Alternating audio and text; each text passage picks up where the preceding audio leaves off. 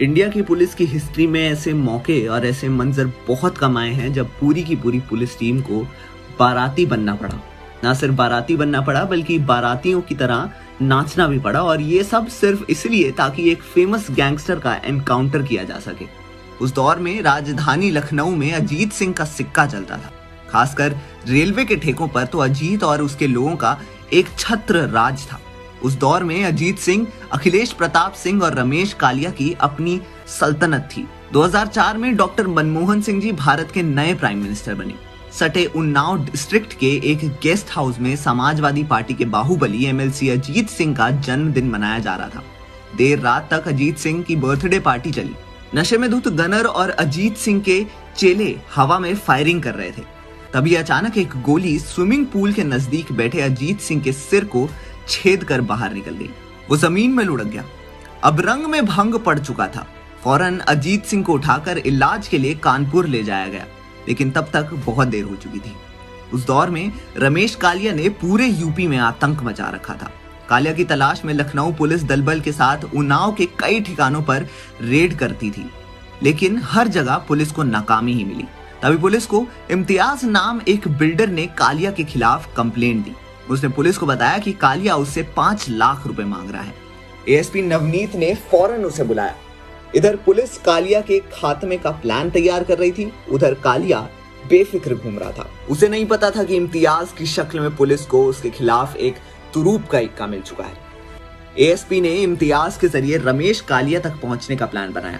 10 फरवरी 2005 को एएसपी के कहने पर इम्तियाज ने कालिया को फोन पर कहा कि वो कुछ पैसे अभी देने को तैयार है। इस पर कालिया ने उसे मिलने का टाइम दे दिया। बातचीत बेशक नॉर्मल थी, लेकिन घबराहट में इम्तियाज की सांसें तेज हो चुकी थी।